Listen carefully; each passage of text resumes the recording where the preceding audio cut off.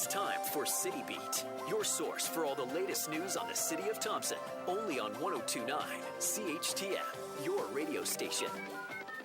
Good morning. This is City Beat here on 102.9 CHTM. I'm Monika Gul, and joining me today is Mayor Dennis Fenske. Welcome to the studio. Good morning.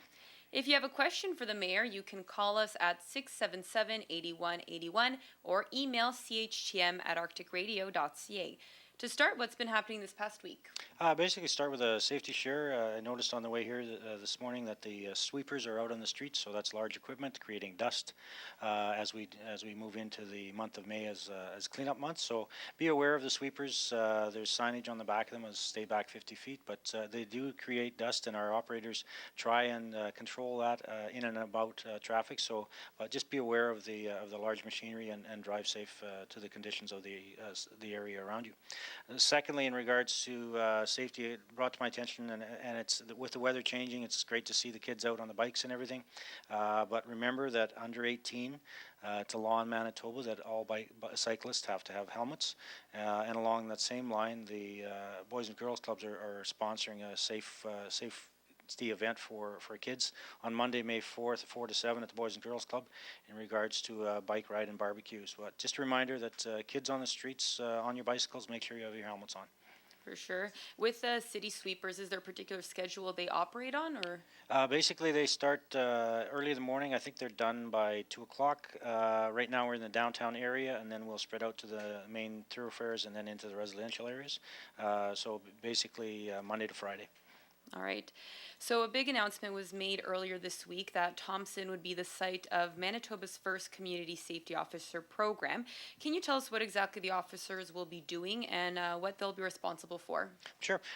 This is the result of lots of hard work by many organizations, including the province of Manitoba, RCMP, City of Thompson, and many other partners. At the end of the day, it's legislation was changed to provide bylaw officers, community safety officers, more powers, basically providing them peace officer status. Historically, we've had either contract bylaw officers, or in the last 2 years, we've had our own contract bylaw officers on site with limited powers, and which is frustrating to many, but in the same sense, that's why the need for legislation. So we do have funding now, 50% funding, up to $300,000 a year for the next 2 years for us to hire up to 8 community safety officers. We're in the process right now of hiring, and then we'll go to the training, and we hope to have everyone on the ground and operating by June 15th. So what will you see differently this year than last? Well, for instance, is the powers that they have in regards to the simple task of, we know that we have a social problem downtown. We know that we have open liquor issues. In the past, our officers could only ask people to pour contents out. They couldn't confiscate. They do have now those powers, and we do have the ability to ask for IDs and identify people in the area. But on the bigger picture, that's from the enforcement perspective. It just goes hand in hand with the long downtown strategy that we have, the long-term strategy that we have. That is one facet of many facets. We have the 95 Cree Road project, which creates housing for those in need. We have the homeless shelter that continues to operate, which offers a service as well. So this is a long-term solution to a long-standing issue, and that hopefully we'll see improvements over the next couple of years. Right. Is there a particular way they're going to be identified differently from, I guess, the general public or even from RCMP officers? Yes, we when we hired our own people last year, we brought in the uniforms. We have a dedicated vehicle which will identify them as community safety officers. So there will be a uniform worn by our people that will be easily identifiable. And the other thing to talk about is, again, from the enforcement perspective, they have their powers and duties that they will execute. But also the other part of it is the confidence being gained by relationships with those in the downtown area, conversations and needs for assistance, putting them in the right direction in regards to the assistance that's available. So it's a wide-versed approach to an issue that we have downtown, and hopefully, as I said, we'll see change over the next couple of years. And as you mentioned, the commitment is 2 years for now. What will happen after that? Well, part of the project is to establish milestones and evaluations.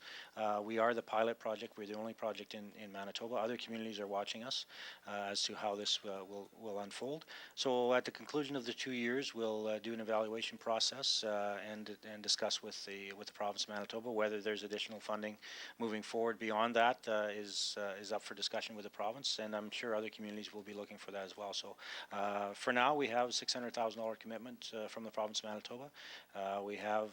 We will establish the evaluation process to gauge the success of the program, and then towards the end of the process, we will discuss with the province continued funding. Okay. Quick reminder to listeners, if you have a question for Mayor Dennis Fenske, you can call us right now at 677-8181 to ask your question. Another big thing, I guess, that happened this week is Council's approval of the water treatment plant letter of intent. First, can you quickly provide some background information for those not in the loop? When and why did talk about the transfer first start? Basically, the process started probably a year and a half ago in the sense of the idea of transferring the asset, which is the water treatment plant, from Valet to the City of Thompson. And historically, it goes back to the 56 agreement, which was established with the province of Manitoba and INCO at the time, and basically establishing the rules of how the mine would operate moving forward in the Thompson area. And one of the clauses in that agreement was that the mine would be responsible, the company would be responsible for putting in infrastructure for the community. And then once that infrastructure was in place, that they could turn over those assets to the community, and that the responsibility of the community was to take those assets and then own them and operate from that point. So fast forward, 60 years to where we are now, and we are at one of the last assets that Valet, currently INCO, owns, and that's the water treatment plant. So they're exercising their right to transfer that asset to us. We have committees on both sides with administration and council members and administration from Valet meeting on a regular basis. I think they've met 14 or 15 times to date to discuss what came to council on Monday evening, which was the letter of intent. And that, in the broad strokes, outlines the process moving forward to get to an agreement, which would be a formal legal document that we would sign and the Valet would sign and move forward.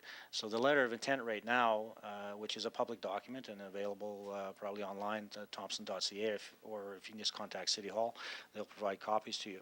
It again mentions the broad strokes of the process of moving this idea forward. And I want to thank Council first and foremost, in that I declared a conflict of interest because I work for Valet, and there was a perception of conflict of interest, so I declared that. But I want to thank the rest of Council because they passed that letter of intent with a unanimous vote, which speaks well to the process of moving forward and continued discussions with Valet as we move the process down the road.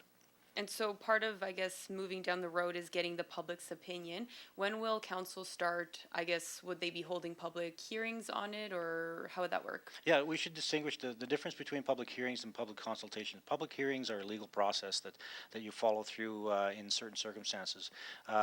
This would not be a public hearing in that formality. It's a public consultation process, and we will be having at least 2 consultations. We're just in the process of working with Valet to work out the details of that, but I would say within the next 2 weeks you'll see the first one come to fruition at a location, and it'll be well advertised, and we'll have resources available at that time to discuss any questions that the general public may have in regards to the process and what does this mean to me as an individual, as a homeowner, as a ratepayer.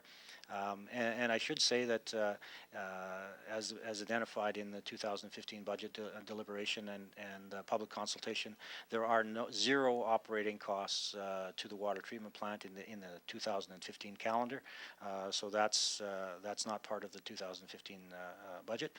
And secondly, when and if costs are identified, these costs are on the utility side, not the operational side of the City of Thompson. So it's not tax related. It's it's water rate related.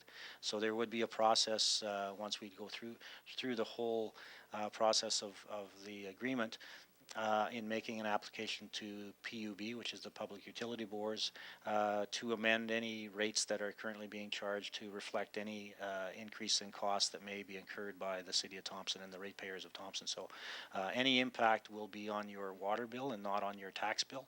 And those are the types of questions that we can explain and that people should ask at the consultations. As I said, over the next couple of weeks, we'll be developing the format and the location for those, but we will definitely be having at least two meetings with the general public to have them offer their opinions and questions to both Valet and the City of Thompson. So I guess would it be too soon now to say what effect it would have on water bills? Yes, it's right now they're in the process of determining what the rules would be in regards to rates to be charged and who pays for what and what responsibility is whose.